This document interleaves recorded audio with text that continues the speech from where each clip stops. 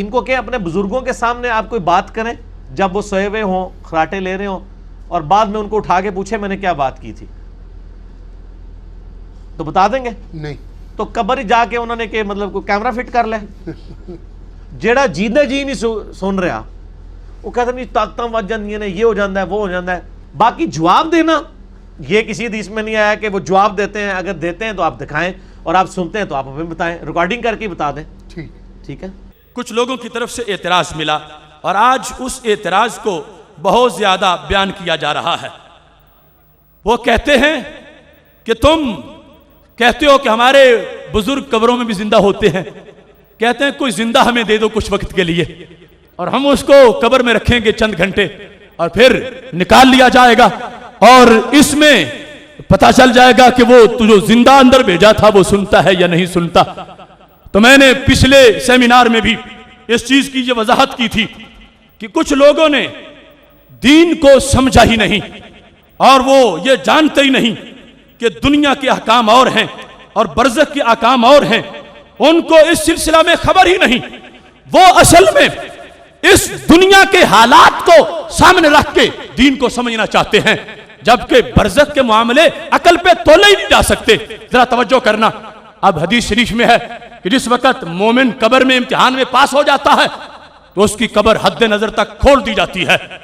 تو میں پوچھتا ہوں اگر عقل کے ترازو پہ تولنا ہے تو قبر کے ساتھ قبر ملی ہوئی ہو، دونوں ہی امتحان میں پاس ہو جائیں، تو پھر دونوں کی حد نظر تک کیسے کھلے گی؟ ہزاروں ایک قبرستان میں ہیں، صالحین بھی ہیں، تو حد نظر تک قبر کیسے کھلے گی؟ تو شریعت کہے گی تمہاری جو سوچ ہے یہ دنیا والی ہے، شریعت برزخ کی باتیں بتا رہی ہے، تم چپ کرو، شریعت کو مانو، برزخ میں جاؤ گے تمہیں پتا چلے گا کہ قبر کیسے کھلتی ہے۔ اس واسطے میں اس طبقے کو بتا رہا ہوں کہ لوگوں کو گمراہ کرنے کے لیے تم ہمیشہ یہ صورت اختیار کرتے ہو کہ تم برزخ اور دنیا کو ایک ترازو میں تولتے ہو۔ جان لو برزخ اور ہے اور دنیا اور ہے، اور اگر اس کی مثال سمجھنا چاہتے ہو اور پوچھنا چاہتے ہو کہ قبر والے کا انداز کیا ہوتا ہے، تم زندہ کو قبر میں دفن کر کے حیات ظاہری دنیاوی پر برزخ کو قیاس کرنا چاہتے ہو۔ میں تمہیں محدثین کے امام سے یہ ثابت کرنا چاہتا ہوں کہ جو ہمارے زندہ ہیں دنیا میں ان کا معاملہ چھوڑو، تم ہمیں کوئی چھٹی نہ دو، ہم جو قبر میں ہیں ان سے یہ ثابت کروائیں گے کہ ان کا انداز کیسے ہوتا ہے، وہ قبر میں رہ کے کیسے سنتے ہیں اور کس انداز میں قبر سے وہ اپنی زندگی کا اظہار کرتے ہیں۔ یہ کتاب الثقات ہے جس میں سیکا راویوں کا ذکر ہے، یہ امام ابن حبان کا وہ مجموعہ ہے کہ جس کی جلدوں کو دیکھ کر حدیث کا معیار معین کیا جاتا ہے، حدیث کمزور ہے یا صحیح ہے، اس کے راویوں کی جو پوزیشن ہے ان کتابوں سے، یہ کتاب الثقات جیسی کتابوں سے معین ہوتی ہے۔ اس کتاب کے اندر جلد نمبر 2 پر صفحہ نمبر 32 پر حضرت احبان بن سیفی، حضرت احبان بن سیفی ان کا ذکر ہے۔ یہ حضرت احبان بن سیفی کون ہیں؟ یہ 14ویں 15ویں صدی کے نہیں، یہ بڑے پرانے ہیں۔ کون؟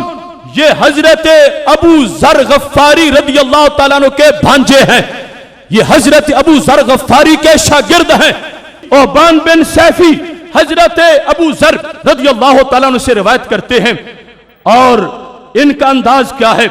یہ بصرہ میں رہتے تھے اور بڑے زاہد و عابد تھے، بڑے پرہیزگار تھے۔ انہوں نے موت کے وقت یہ وصیت کی تھی، اوصى عند موته، کہ وصیت تھی اللہ یکفنا فی قمیص مخیط، کہ مجھے سلائی شدہ قمیص میں دفن مت کرنا، مجھے سلی ہوئی قمیص مت پہنانا۔ آج یہ لوگ کہتے ہیں قمیص تم نے خود اتاری، قبر میں تم نے خود اتارا، وہ خود نہیں اترے، قمیص خود اتار نہیں سکی، قبر میں پہنچے تو تم نے مشکل کشا مان لیے، قبر میں پہنچے تم نے حاجت روا مان لیے۔ میں کہتا ہوں یہ سند کے ساتھ صحابہ کے شاگرد کا انداز پیش کر رہا ہوں، کتاب مجنون لیلا کی داستان کی نہیں، یہ نقد رجال کے امام ابن حبان کا یہ مجموعہ جس کے ذریعے سے حدیثیں تولی جاتی ہیں، سندیں چیک کی جاتی ہیں، اس کے اندر ایک عظیم محدث، ایک عظیم ولی کا ذکر ان کے شاگرد جس انداز میں کرتے ہیں وہ تمہارے سامنے پیش کر رہا ہوں۔ جب وقت وصال آیا، حضرت اوبان کا، انہوں نے کہا مجھے سلی ہوئی قمیص مت پہنانا. پہلے اس لیے وصیت کی کہ کوئی ایسا مسئلہ چل رہا تھا، کچھ لوگ مصر تھے کہ ہم نے پہنانی ہے، یہ کہتے تھے مجھے مت پہنانا، وصیت کر کے دنیا سے چلے گئے. تو کیا ہوا؟ فَكُفِّنَا فِي قَمِيصٍ، پیچھے وہ پارٹی غالب آ گئی.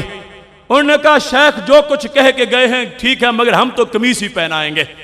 ہم نے جو کہا ہے، سوچا ہے، ہم نے بنوا کے رکھی ہے، ہم نے قمیص پہنانی ہی پہنانی ہے.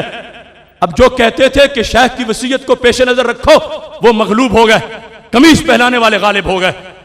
اوبان سیفی کو قمیص پہنائی گئی، روح نکل گئی ہے، جنازہ ہو گیا ہے، قبر میں دفن کر دیا گیا ہے.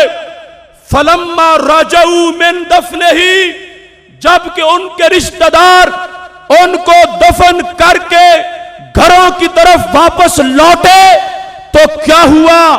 کہتے ہیں داخلوا دارہ، ان کے گھر، ان کے کمرہ خاص میں داخل ہوئے.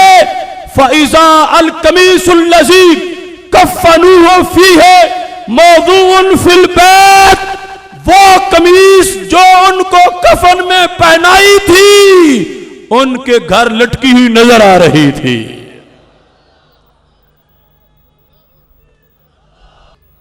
صفحہ نمبر 32، ترجمہ نمبر 205. اوبان سیفی، ان کا وقت وصال، وصیت یہ ہے مجھے سلی ہوئی قمیص مت پہنانا.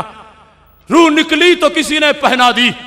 میں پوچھتا ہوں ان لوگوں سے جو کہتے ہیں زندہ دو کوئی اپنا بابا، ہم رکھتے ہیں قبر میں 6 گھنٹے پھر تمہیں واپس کر دیں گے. میں کہتا ہوں میرے فوت شدہ بابا کا مقابلہ کون کرے گا؟ جن کو قمیص زندگی کے ختم ہونے کے بعد پہنائی گئی، مرضی نہیں تھی کہ مجھے قمیص سلی ہوئی پہنائی جائے، وہ پہنا کے دفن کیا، قبر بند ہو گئی. میں پوچھتا ہوں قمیص نکال کے کون لایا تھا؟ قمیص کو گھر میں کس نے لٹکایا تھا؟ قمیص واپس دفن کرنے والوں سے پہلے کیسے پہنچی تھی؟ تو میرا قرآن کہتا ہے حضرت سلیمان علیہ السلام کے پاس بیٹھا ہوا اگر کتاب کا عالم وہ ہزاروں میل دور سے تخت لا سکتا ہے تو میرے محبوب کا امتی اپنی قمیص بھی گھر میں پہنچا سکتا ہے.